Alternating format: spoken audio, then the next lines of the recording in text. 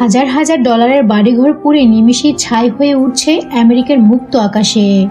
আগুনের লেলিহান শিখায় পুড়ছে মাইলের পর মাইল জমি, পরিণত হয়েছে এক ধ্বংসস্তূপের ন্যায়। পুড়ে গেছে হাজার স্বপ্ন। লস অ্যাঞ্জেলেসের বর্তমান অবস্থা দেখে মনে হবে এখানে কোনো পারমাণবিক বোমা ফেলা হয়েছে। হিরোশিমা নাগাসাকির সাথে তুলনা দিলে খুব একটা ভুল হবে না। আজকের ভিডিওতে থাকছে শক্তিশালী আমেরিকা কেন ব্যর্থ দাবানলের আগুন নেভাতে। তার আগে আমার চ্যানেলে যারা নতুন, অনুরোধ করব সাবস্ক্রাইব করে পাশে থাকবেন, যাতে আমার তথ্যময় ভিডিও থেকে আপনিও পৌঁছাতে পারেন বিশ্বের গভীরে।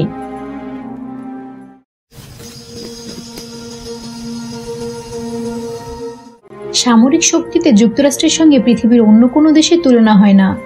তবে এমন শক্তিধর রাষ্ট্রটি হেরে গেছে আগুনের লেলিহান শিখার কাছে। আগুনের কাছে অসহায় হয়ে পড়েছে আমেরিকাবাসী।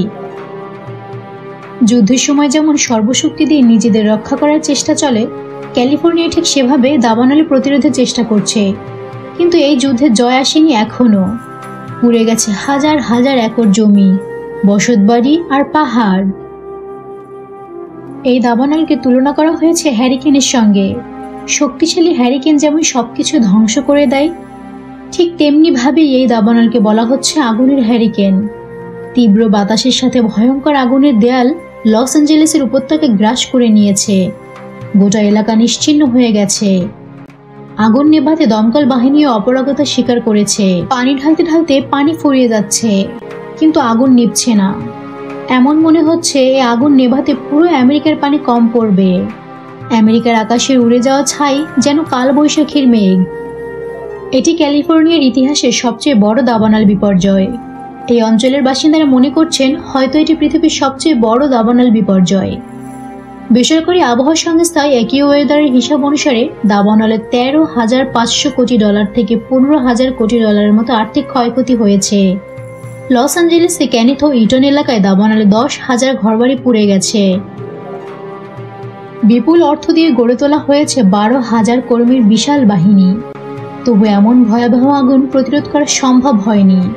প্রায় 9,000 দমকল কর্মী দাবানল নিয়ন্ত্রণে কাজ করলেও প্রতি মিনিটে শত শত গজ এগিয়ে আসে আগুনের সামনে তারা অসহায়। এবার আসা যাক, এত চেষ্টার পরেও কেন আগুন নেভাতে ব্যর্থ আমেরিকা। মানুষের সংখ্যা কম থাকা আগুন নেভাতে ব্যর্থতা কারণ নয়। এর জন্য দায়ী আবহাওয়া। বৃষ্টি না হওয়ার সম্পূর্ণ শুকিয়ে গেছে ঝোপঝাড়।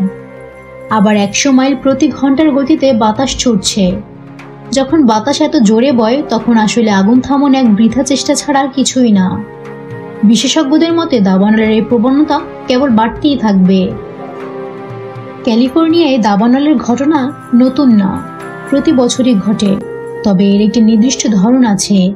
শীতকালে দাবানলের ঝুঁকি কম থাকে, কারণ তখন বেশি বৃষ্টি হয়। এরপর গ্রীষ্ম এলেই দক্ষিণ ক্যালিফোর্নিয়া শুকিয়ে যায়, তাপমাত্রা বাড়ে, ফলে বাড়ে দাবানলের সংখ্যা। সবচেয়ে বেশি ঝুঁকি থাকে শরৎকালে। শরতে এখানে সান্তা আনা বাতাস আসে। এই বাতাস মরুভূমি থেকে আসে। উপত্যকার মধ্য দিয়ে বয়ে যাওয়ার সময় আরো গরম ও শুষ্ক হয়ে যায়। এই দাবানল সৃষ্টির বিজ্ঞানীরা আরো কিছু কারণ বলেছে। এই অঞ্চলের ইতিহাস অনুযায়ী শীতকালে বৃষ্টির আগমনের সঙ্গে দাবানলের ঝুঁকি কমে। তবে সাম্প্রতিক বছরগুলোতে এই ধারা বদলে গেছে। তার জলযন্ত্র প্রমাণ বর্তমান লস অ্যাঞ্জেলেস। জলবায়ু বিজ্ঞানীরা বলেছেন ক্যালিফোর্নিয়া বৃষ্টির মৌসুম গড়ে 1 মাস দেরিতে শুরু হচ্ছে, যা দাবানলের ঋতু লম্বা এবং আরো বিপজ্জনক করে তুলেছে। দাবানল প্রতিরোধে ক্যালিফোর্নিয়ায় শত শত সেন্সর দিয়ে তাপমাত্রা ও আর্দ্রতা পর্যবেক্ষণ করা হয়। ক্যামেরাগুলো পাহাড়ের চূড়া থেকে নজরদারি করে এবং স্যাটেলাইট থেকে ডেটা সংগ্রহ করে। এরপর তথ্যগুলো সুপার কম্পিউটারে বিশ্লেষণ করে আগুনের ঝুঁকির মডেল তৈরি করে। অবশ্যই এই কথাটা বলতেই হয়, এমন আধুনিক কৌশল থাকা সত্ত্বেও প্রাকৃতিক দুর্যোগের সামনে আমেরিকা নির্বাক। শুধু আমেরিকা নয়, পুরো বিশ্বই নির্বাক। তাহলে কি এবার বিশ্বের শক্তিশালী দেশ আমেরিকা পুড়ে ছাই হয়ে যাবে? তবে সারা বিশ্ব অপেক্ষায় আছে, কবে থামবে এই আগ্রাসন।